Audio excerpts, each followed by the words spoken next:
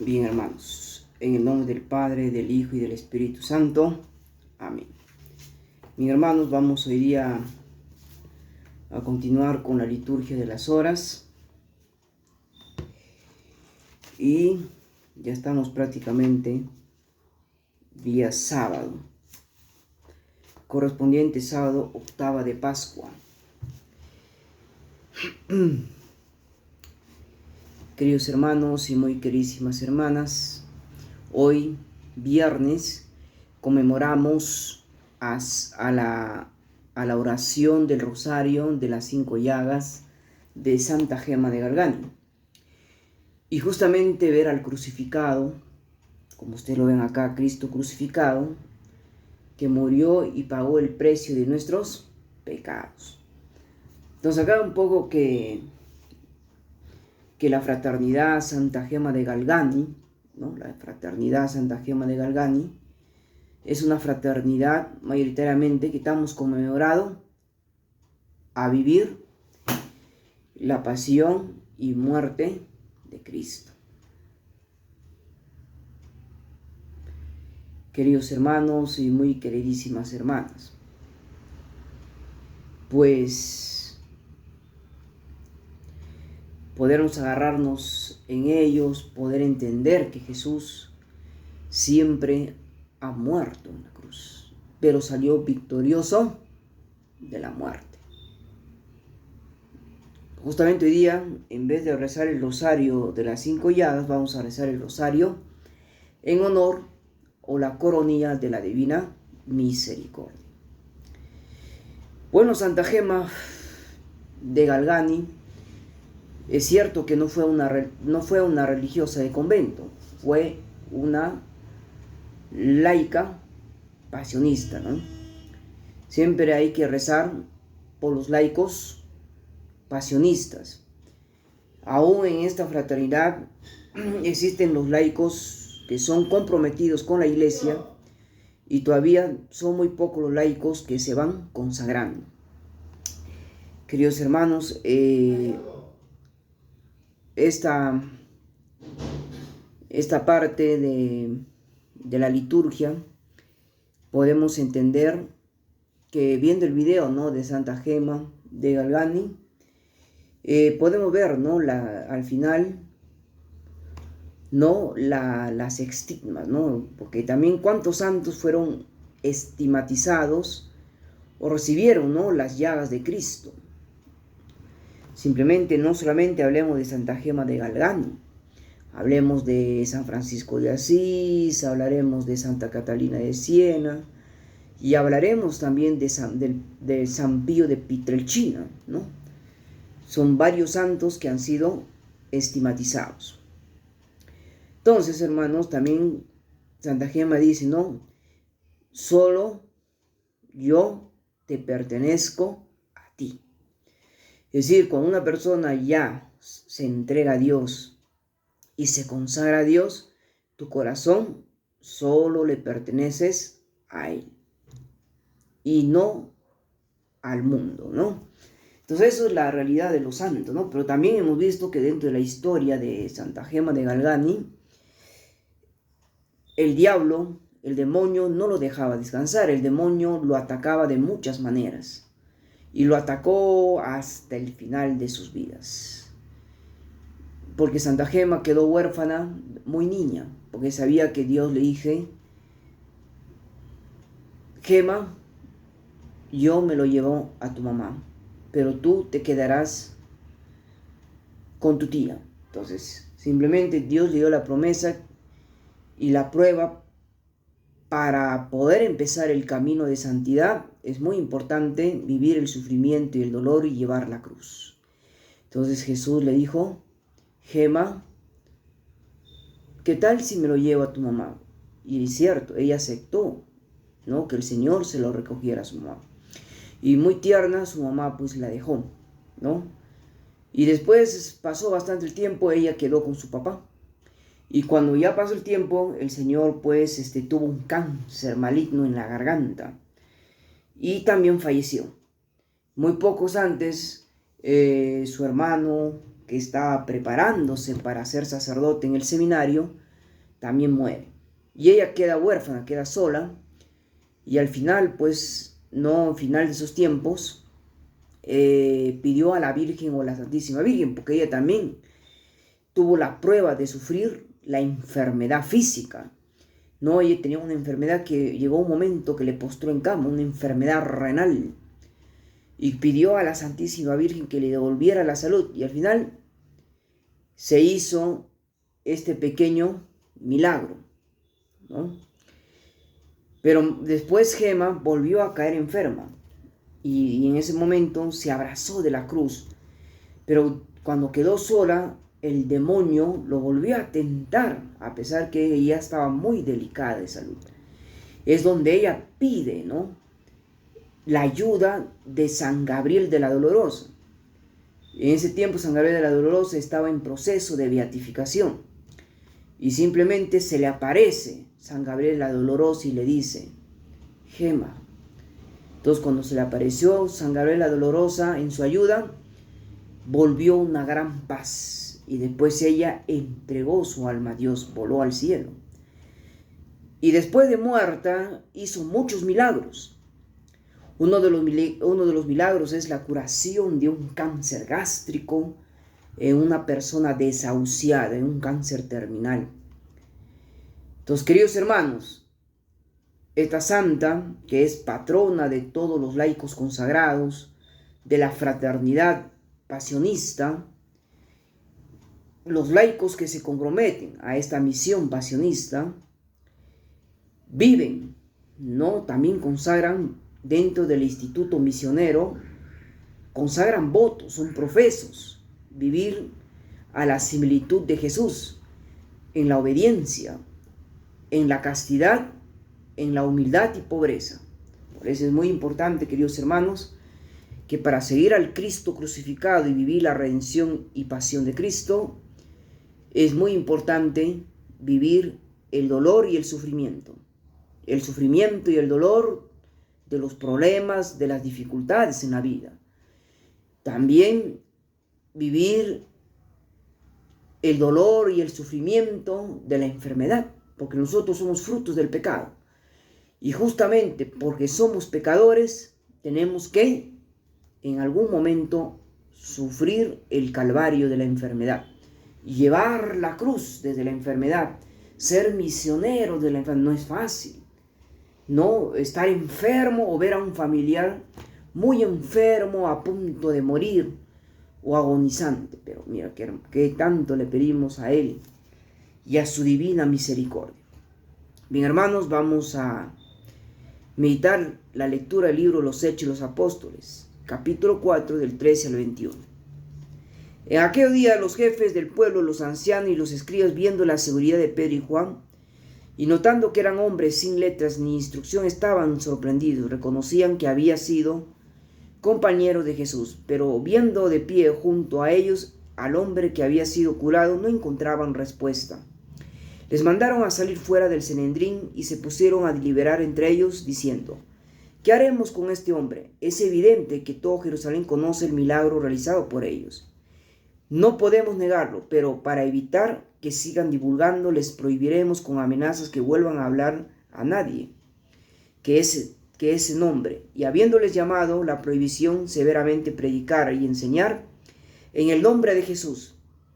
Pedro y Juan replicaron diciendo: es justo ante Dios que lo obedezcamos a ustedes más que a Él. Juzguémoslos ustedes por nuestra parte, y no podemos menos contar lo que hemos visto y oído. Pero ellos, repitiendo la prohibición, lo soltaron sin encontrar la manera de castigarlo a causa del pueblo, porque todos daban gloria a Dios por lo sucedido. Palabra del Señor. Vamos a recitar el Salmo 117. Te doy gracias, Señor, porque tú me escuchaste. Den gracias al Señor porque es bueno, porque es eterna su misericordia. El Señor es mi fuerza y mi energía. Es Él mi salvación. Escuchen, hay cantos de victoria en las tiendas de los justos. La diestra del Señor es poderosa, la diestra del Señor es excelsa. No he de morir, viviré para contar las hazañas del Señor. Me castigó el Señor, pero no me entregó a la muerte. Ábrame las puertas de la salvación y entraré para dar gracias al Señor. Estas son las puertas del Señor. Los vencedores entrarán por ellos. Te doy gracias, porque me escuchaste y fuiste mi salvación. Vamos a leer la secuencia de la página número 18. Tal ya como nos dice, no sé, ¿no? Secuencia. Ofrezcan los cristianos ofrendas de alabanza y gloria de la víctima propiciación de la Pascua. Cordero sin pecado, que a las ovejas salva, a Dios y a los culpables unió con nueva alianza. Lucharon vida y muerte en singular batalla. Y muerto en la vida, triunfante se levanta. ¿Qué has visto del camino, María, en la mañana? A mi Señor glorioso, la tumba abandonada, los ángeles testigos, sudarios y mortajas. Resucitó, verás mi amor y mi esperanza. Vengan a Galilea, ahí el Señor aguarda, y ahí verán los suyos de la gloria de la Pascua. Primicia de la muerte, sabemos que por tu gracia que estamos resucitados, que estás resucitado, la muerte en ti no manda. Rey vencedor, apiádate de la miseria humana, y da a tus fieles parte en su victoria. Aleluya, aleluya, este es el día que hizo el Señor.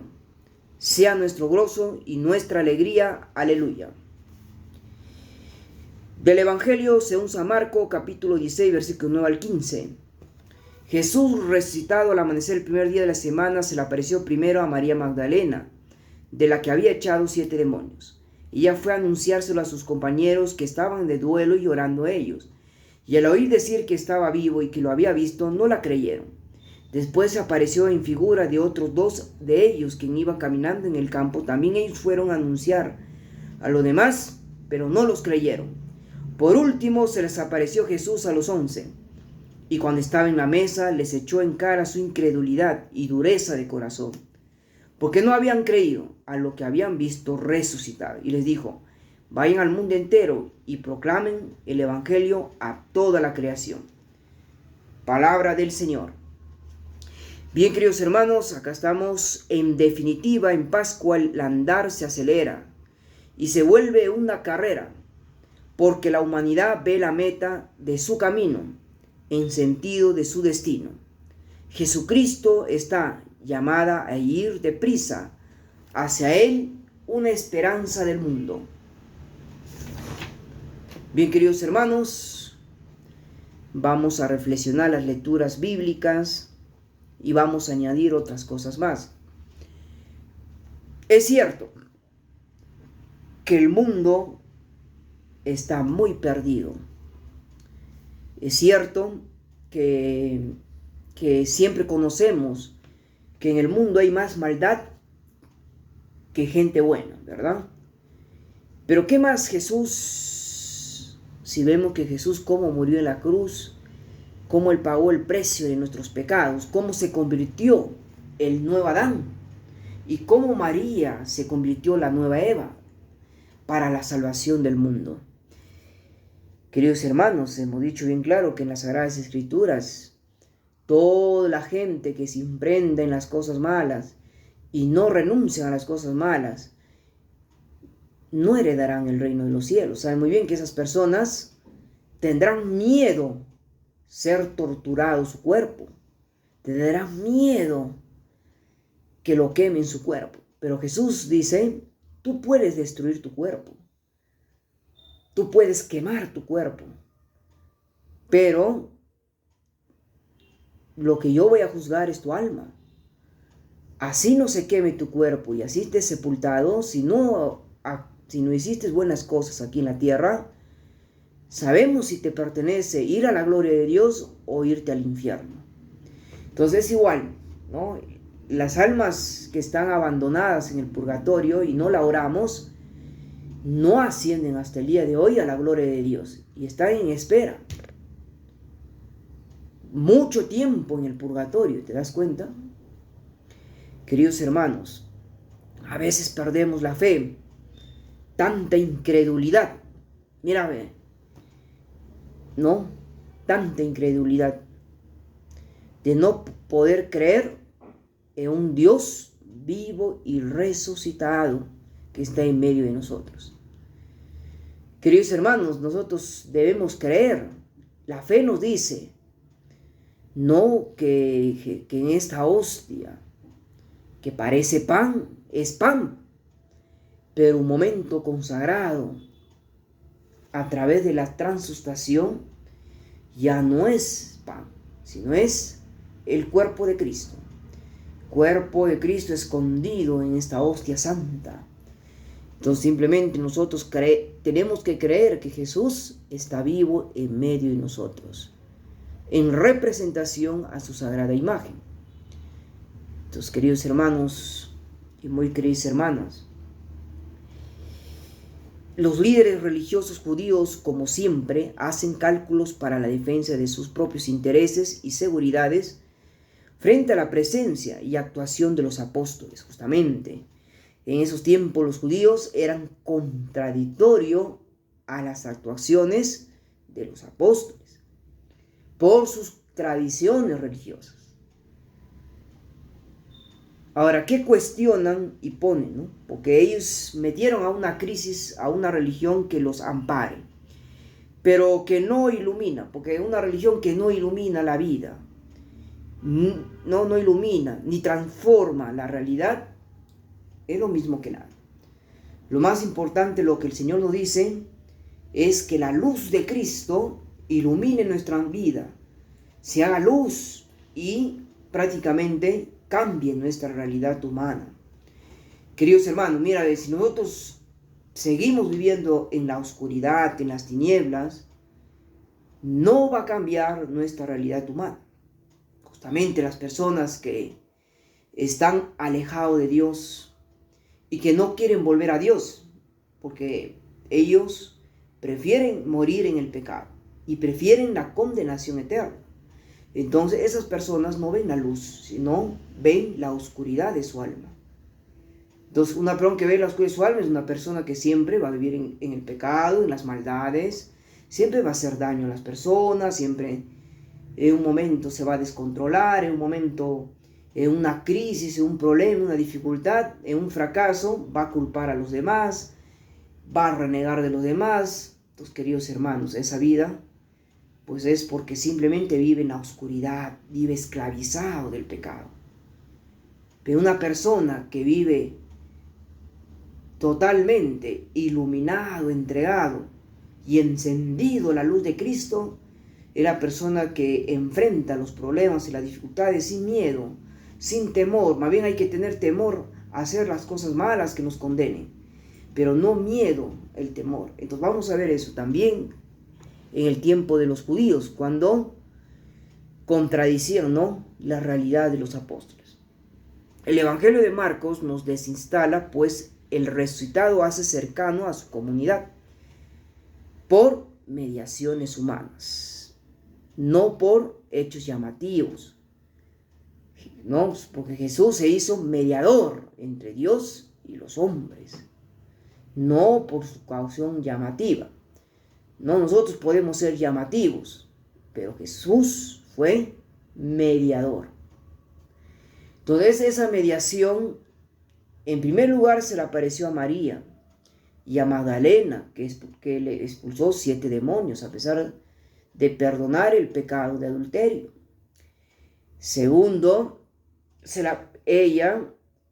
María Magdalena, fue corriendo y se la anunció a sus apóstoles, y no creyeron. Ni uno ni el otro creyeron que Jesús había resucitado. Pero Jesús se les apareció y les dijo: ¿por qué se asustan? ¿Por qué tanta incredulidad? ¿Por qué tanta dureza en su corazón? ¿Acaso no soy yo mismo? Un espíritu no tiene huesos, ni cuerpo, ni alma. Mira, acá están las heridas, digo, toquen, soy yo mismo en persona. ¿No se acuerdan que tenía que cumplirse las escrituras, que el Hijo del Hombre lo matarán, pero al tercer día resucitará? Y eso antes que Jesús, durante su vida pública, los judíos, los sumos sacerdotes o los escribas, no entendían que Jesús iba a levantar el templo en 3 días. O sea, y la gente y los judíos decían: ¿pero cómo? Si este templo hemos demorado 46 años en construir y Él lo va a levantar en su templo en 3 días. Es decir, la gente no entendía, no se trataba del templo material, se trataba del templo de su cuerpo. Entonces, queridos hermanos, si es cierto, ¿no?, que nosotros somos templo del Espíritu Santo, pero a veces nosotros, ¿qué hacemos con nuestro cuerpo? Hacemos lo que nos da la gana, ¿no? Por eso que a veces Jesús dice, ¿no?, solo de los santos sus cuerpos pueden permanecer incorruptos. O en algunos casos también se pueden descomponer o se pueden disecar. Pero en caso de nosotros que somos seres humanos, nos tenemos que podrir, o si no, también nos disecamos. Inclusive hasta nos podemos quemar. Porque Jesús dice que nosotros, si hemos muerto en el pecado, así estemos sepultados, siempre va a haber el juicio final. Jesús nos juzgará después de resucitados. Tal vez sí, nos puede juzgar. ¿Quiénes irán a sentarse a la diestra? ¿Quiénes serán verdaderos herederos del paraíso? Porque Jesús dice, yo vine para que tengan vida en abundancia. Yo soy camino, verdad y vida. Todo el que cree en Él vivirá eternamente. Todo el que come mi cuerpo y mi sangre no morirá, aunque esté muerto. Yo lo resucitaré en el último día. Entonces Dios dice esas palabras porque Jesús resucitó a Lázaro después de 4 días de muerto, donde ya estaba podrido, oliendo mal, pero Jesús lo resucitó a su amigo Lázaro. Y así los judíos, así lo querían volver a matar, querían matar a Jesús y querían matar a Lázaro al enterarse de este milagro. Queridos hermanos, entonces muchas veces esperamos revelaciones personales, muchas veces esperamos sanaciones, esperamos milagros, pero ¿qué pasa? Si nuestra vida está envuelta en el pecado, si nuestra vida está eso, muchos dirán, mira, yo ya probé con la Iglesia Católica, ya me cansé de pedir, mejor me volveré evangélico, me volveré testigo de Jehová, adventista, bautista, me volveré pues anglicano, me volveré mormón, no sé, ¿no? Para buscar una sanación espiritual. Y esos son los que buscan las personas que han vivido en la vida mundana. No llega un momento que las personas tanto que han vivido en la vida mundana, ¿no? Personas que han vivido en el mundo, ¿no?, de repente de las drogas, en el mundo del alcohol, buscan a Dios. A veces Dios los saca, pero muchos de ellos, su corazón no está preparado para una fe. ¿Por qué les digo eso? Porque a veces los pastores actúan mal. No diré dentro del catolicismo que había sacerdotes que también actúan mal, pero tú sabes muy bien que Dios es el que los juzga, porque también decimos, ¿no?, que no todos los sacerdotes van al cielo, ¿verdad? Hay sacerdotes, ¿no?, que se han ido al infierno. Pero hoy en día la iglesia más bien pide orar por la santificación de los sacerdotes. Porque la iglesia no quiere sacerdotes que se vayan al infierno. La iglesia quiere santos sacerdotes. La iglesia quiere sacerdotes santos, quiere vocaciones sacerdotales y religiosas con decisión. Pero como vemos que el demonio quiere ganar terreno, pero el diablo, porque no invitas, que tantas vocaciones se pierden o que muchos se convierten a otras religiones. Es decir, a otras sectas, ¿no? No podemos decir religiones, porque ya no podemos decir iglesias, porque Dios no creó 15, 20 iglesias, Dios creó una sola iglesia, que es católica. Entonces, ¿por qué no encontramos la sanación? ¿Por qué no hay una buena intersección? Porque nosotros vivimos en el mundo del pecado. Entonces, tanto tú y yo estamos enfermos. Y esa enfermedad del alma, del espíritu, esa enfermedad no nos deja tranquilo. ¿Ustedes qué creen? Las personas que están, que se van por el camino, ¿no?, del protestantismo, ¿no?, personas que se han metido en el alcohol, las drogas, algunos, por la gracia de Dios y por su entrega, logran salir y logran dar testimonio de vida. Ya no interesa, ¿no?, a qué tipo de personas se han metido, pero lo importante es que están dando testimonio de cambio, queridos hermanos, pero son pocos, por eso dice, ¿no? Tal vez es porque también nosotros los pastores no estamos cuidando nuestras ovejas. Nosotros vemos muchas ovejas perdidas, pero dice, no, esta oveja que se había perdido, esta oveja que estaba muerto, ha vuelto a la vida. ¿Y de qué estaba muerto? ¿Del cuerpo físico? No, estaba muerto del espíritu. Y eso nos dice la parábola del hijo pródigo. Queridos hermanos, entonces hay muchos hermanos que han estado metidos en muchas cosas malas y han vuelto a la vida y se han convertido. Pero es muy poco. Es muy poco. Yo me recuerdo que había un hermano que no era católico, era pues evangélico, y daba su testimonio que él ha estado metido en el mundo, en cosas malas. Ha estado metido en la droga, ha cometido pues robos y ha estado en la cárcel. Es igual, ¿no? Pero dice, él cuenta que en la cárcel no te enseñan. En la cárcel tú no vas a aprender. Porque los presos quieren seguir su camino delictivo, quieren seguir en el mal. Como hay presos inocentes, como ya hemos dicho, ¿no? En tiempos de Juan el Bautista, ¿no? Era un preso inocente que lo metieron por ser profeta. Inclusive Herodes mandó a cortarle la cabeza, el martirio de Juan el Bautista. Así como a Jesús también lo apresaron, también Barrabás era ¿Quién era Barrabás? ¿A quién liberamos? ¿A Jesús o a Barrabás? Y muchos hicieron, no, a Jesús crucifíquenlo. Claro, no, Jesús dice, a la voluntad de mi Padre, porque si yo muero en la cruz voy a salvar a la humanidad. Entonces prefirieron crucificar, ¿no?, a Jesús y dejarlo libre a Barrabás. ¿Y quién era Barrabás? Barrabás fue... ¿Quién fue? Fue un criminal, pues, un criminal infino, ¿no?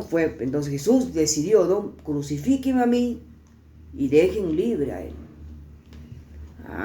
Entonces sí, la gente pedía, porque sabemos que el que estaba en contra del César era Jesús.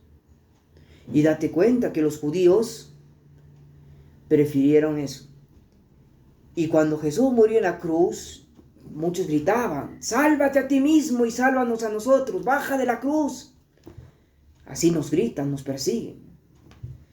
Y el ladrón malo que estaba crucificado en la parte izquierda decía, si eres verdad, hijo de Dios, sálvate a ti mismo y baja de la cruz. Pero el ladrón bueno dijo, no tienes temor de Dios, no tienes temor de Dios. Este hombre no hizo nada malo, este hombre es justo.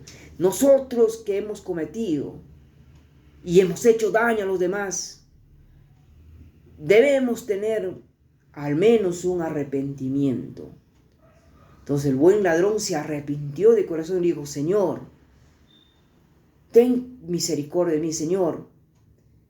Y Jesús le dijo, hoy mismo estarás conmigo en el paraíso. Entonces, a ver, algún día que alguno nos diga, ¿no? Jesús, cuando estamos en la muerte, agonizando, a ver, que nos diga, hoy día mismo, después que te vayas, estarás conmigo en el paraíso. queridos hermanos y muy queridísimas hermanas, pues nuestra medida, pues, ¿no? El Señor dice, ayúdanos a descubrir tu presencia a través de los medios simples que tú has escogido. La presencia del Señor, ¿dónde lo vamos a encontrar? En la Eucaristía. La presencia del Señor lo vamos a encontrar cuando adoremos al Santísimo. Y de repente, en todo momento, Jesús está presente en medio de nosotros, vivo, en cuerpo y alma. Por eso, queridos hermanos y muy queridas hermanas, pues lo que yo quiero que ustedes sepan es las obras de misericordia. Y acá no está ordenado las obras de misericordia, pero les voy a decir las obras de misericordia. Tenemos 7 obras de misericordia, las corporales y las espirituales. Tenemos la primera obra, acá está mal, porque la corporal y la espiritual, ¿verdad? Tenemos, dice, enterrar a los muertos. Que desea que esa imagen se bendiga solamente en el primer domingo de Pascua. Muy bien, yo les voy a explicar. Jesús nos pide enterrar y dar sepultura a los muertos. Así como dio sepultura a San José, dio sepultura a los padres de la Virgen María. Inclusive María también participó de la sepultura. Jesucristo sepultó la sepultura. Entonces, hay que dar sepultura a los muertos. También Jesús nos dice, hay que visitar a los enfermos. ¿No? A veces podemos visitar a los enfermos, ¿no? Más que todo con enfermedades no contagiosas, dice, ¿no? Pero Jesús, por ejemplo, en el tiempo que hubo la pandemia del COVID, nadie podía visitar a nadie por el temor a ser contagiado con el mortal virus. Jesús nos pide visitar y orar por la salud de los enfermos, por los enfermos graves, agonizantes. Porque Jesús dice, ¿no? Cuando yo estuve enfermo, no me visitaste.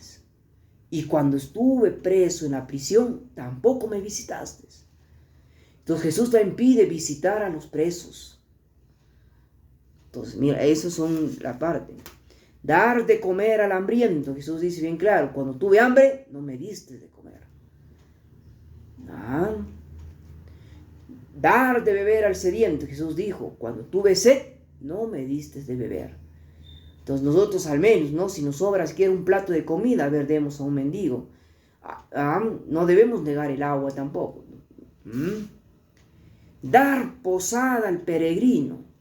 Por ejemplo, yo soy un misionero, soy un peregrino. Dar posada al peregrino es una obra de misericordia. No dar posada a los hermanos que vienen de fuera. A veces tenemos miedo porque no, de repente son ladrones, delincuentes. Ahora en estos tiempos, como el mundo está, no podemos dar posada al peregrino. Claro que es muy importante. Pero a mí, si sabes que tú eres de la iglesia, dar posada al peregrino. Vestir al desnudo, ¿no? Jesús dice, cuando yo estuve desnudo, no me vestiste. Y vemos tantas personas afuera, por ejemplo, los enfermos mentales, ¿no? Andando calato en la calle. ¿Por qué no podemos vestirlos? Esas son las obras de misericordias corporales, que a muchos nos cuesta. Ahora, las espirituales dice enseñar al que no sabe. ¿Cuáles son las más difíciles de cumplirlas? Las dos, pues hermano. Porque muchas personas no son capaces de dar de comer a la persona que no tiene, invitarle un almuerzo, dar posada al peregrino. ¡Ay, qué miedo! No tenemos miedo. Hay personas que, vestir al desnudo, dar de comer al hambriento, al sediento, visitar a un enfermo, a un preso, no lo hacemos. Bueno, enterrar a los muertos, sí. Entonces, queridos hermanos, a veces es difícil cumplir como debe ser las obras corporales. Ahora vamos a las obras de misericordias espirituales. Enseñar al que no sabe. Hay personas que no saben. Como le dicen, no saben. Pero tú no enseñas al que no sabe. En vez de enseñar, ¿qué haces? Pierdes la paciencia y tú piensas que esa persona que por primera vez entra a trabajar va a saber todo. Entonces el Señor nos invita a enseñar al que no sabe. El Señor nos pide consolar al triste. Hay una persona que está pasando problemas, dificultades. Una obra de misericordia es consolar al triste, porque ahí está Cristo. Y no lo hacemos. Podemos ver sufriendo a esa persona llorando y no somos capaces de acercarnos. Dar buen consejo al que lo necesita. De repente esa persona necesita un consejo y le podemos aconsejar. Podemos aconsejar, hermanos. No, le podemos aconsejar. Pero dar un buen consejo, no un mal consejo. Porque si tú aconsejas mal y dices, no, si todos violamos, ¿por qué tú no violas? Es un mal consejo. No, un buen consejo es decir, no, ten cuidado, ¿no? Yo te aconsejo que no te acerques a esa niña, a ese adolescente, ¿no? Porque puedes meterte en problemas. O yo te aconsejo que antes de firmar un documento, lee bien, porque si no puede ser tu condenación. Entonces, ese es un buen consejo. Un buen consejo no es que tú le digas a esa persona, ¿no? Oye, mira, ¿qué tal si él fuma, droga y anda pues vendiendo su quete? ¿Por qué tú no haces lo mismo? Pero yo daría un buen consejo, ten cuidado. Las drogas dañan el cerebro. Meterse en problemas, en micromillares de droga, te puede llevar, ¿no?, a tener problemas en la cárcel y tu vida a arruinarse. Entonces mira cuántos consejos debemos dar. Nos pide el Señor Jesús dar buenos consejos. De repente esa persona se encamina mal, ya, se encamina en el mundo del alcohol, de las drogas. ¿Por qué? Porque no recibió consejos por parte de sus padres o no recibió consejos por otras personas. Las otras personas, en vez de aconsejar, aconsejan mal. Y eso, así es. A veces no hay. El mejor amigo es Jesucristo. El mejor amigo en que debes confiar son tus padres. Es un error que los hijos digan, mis padres son mis enemigos. Es un error grave. Porque amigos son muy pocos. ¿Quién es el mejor amigo del hombre? Es Jesucristo. ¿Y quién es el mejor amigo? Tus padres. A veces la familia también deberían ser los mejores consejeros, pero a veces en algunos casos la familia también a veces no son buenos consejeros, porque también se encaminan en el mal. Queridos hermanos y queridas hermanas, pues también nos pide rezar por los vivos y por los difuntos. Entonces, ¿qué más? Debemos rezar por los muertos, hacer las misas de sufragio, para que alcancen la gloria de Dios. Y hay que rezar por nosotros vivos, para que el Señor nos ayude y nos proteja de todo males. A veces no rezamos, no oramos. Perdonar al que nos ofende, este es más difícil. Sí es cierto que nos cuesta perdonar a los enemigos. Cuando alguien nos hace mal, nosotros no perdonamos, nosotros nos vengamos. Pero tan difícil, Señor. Entonces date cuenta, ¿no? Las cosas de Dios es difícil. Porque no perdonamos a la persona que nos ha ofendido. Porque nos quedamos tan heridos que le decimos, que Dios te perdone. Yo no te voy a perdonar, mira. Queridos hermanos, Tú para que Dios te perdone a ti, tú perdona a tu prójimo. Si tú perdonas, Dios te perdona. Es así. Si tú no sabes perdonar y solo sabes pedir disculpas, no vas a alcanzar el perdón de Dios. Tenlo en cuenta eso. Corregir al que se equivoca. Ahora, ¿de qué manera debemos corregir? A ver, por ejemplo, yo me equivoqué. Por ejemplo, en un momento a otro hice mal algo. ¿Cómo debo corregir? Debo corregir de repente en secreto, ¿no? O debo corregir delante de todo el mundo. No, debo corregir en el momento dado. Ahora yo te pregunto, ¿corregir es gritar?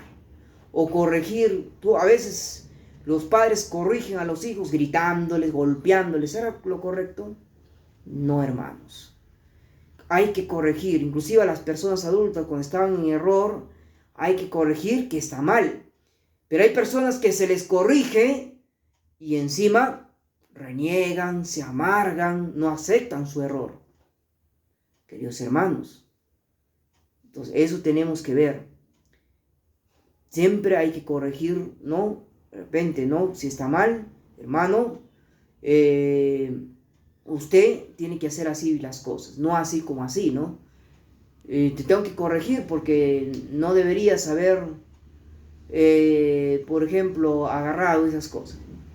Es así. Ahora dice sufrir con paciencia los defectos del prójimo. A ver, ¿quiénes sufren con paciencia los defectos del prójimo? Hay personas que no aguantan los defectos del prójimo. Cualquier defecto del prójimo, hay personas que reaccionan, insultan. ¿Qué tal difícil? Pero para Dios nos pide eso, sufrir los defectos del prójimo, ¿no? De repente esa persona tiene un mal genio, un mal carácter. Jesús, María, ¿no? O de repente esta persona, cuando tú le hablas, te habla de mala manera, te habla de repente de manera ofensiva, de manera, no sé, ¿no? Siempre a la defensiva. Entonces te das cuenta que tenemos que sufrir. Y eso nos pide, pero qué tal difícil. Solamente Jesús nomás cuando murió en la cruz dijo, perdónale, Señor, porque no saben lo que hacen. Pero Jesús ni un momento insultó, dijo, desgraciada. No dijo. Ni tampoco María tampoco ofendió, ¿por qué diablo han matado a mi hijo, desgraciado? No. ¿Te das cuenta? María todo esto conservó en su corazón y lo llevó al pie de la cruz. Pero qué tal difícil, por eso digo, cumplir correctamente las obras de misericordia corporales y espirituales no se cumple. No es que no se cumple, muchas personas no lo cumplen. Si no cumplimos los mandamientos de la ley de Dios, queridos hermanos, no cumplimos como debe ser. El primer mandamiento de la ley de Dios que dice amar a Dios y al prójimo como a ti mismo. Si tú dices yo amo a Dios, quiero a Dios, pero no amas a tu prójimo, ¿cómo crees que amas a Dios? Entonces ahí mismo nos mentimos, ¿no? Muchas personas dicen, ¿no? ¿Quién es Dios? Nunca le he visto a Dios. ¿Dónde se manifiesta Dios? Dios se manifiesta en tu prójimo. Ahí está, las obras de misericordia nos hacen que cuando nosotros damos, estamos dando a Dios. Estamos dándole al mismo. Estamos dando a su Hijo Jesucristo, porque Jesús fue Dios en persona, fue humano como nosotros, pero también en su divinidad. Eras un ser humano, pero era el mismo Dios en persona.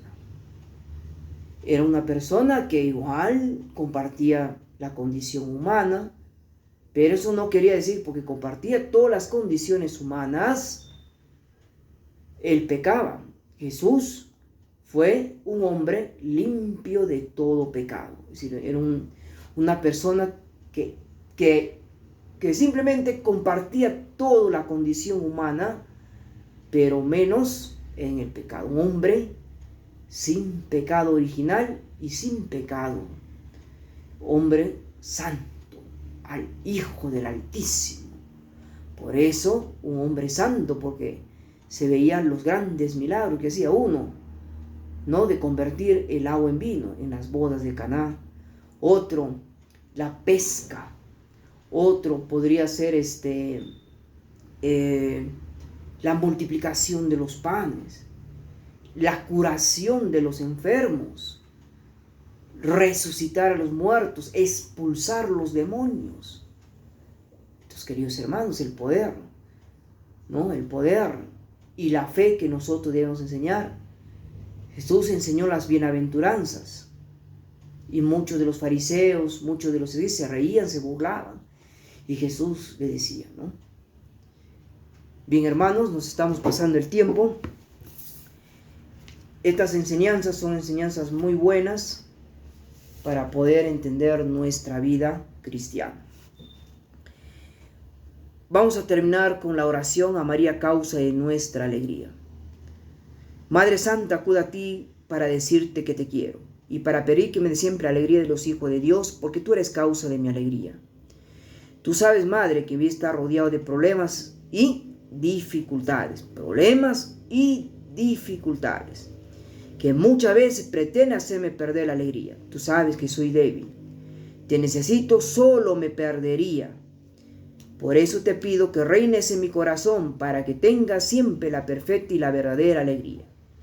Si por desgracia cayera en pecado, acude en mi ayuda y no permitas que reine la tristeza en el alma mía. Madre, bendice a todas las familias, bendice mi trabajo diario, multiplica las vocaciones sacerdotales y religiosas, santifica a tus sacerdotes y religiosos y concede eterna alegría a los que mientras vivieron en este mundo fueron fieles a tu Santísimo Hijo. Amén. María, causa de nuestra alegría. Muy bien, hermanos.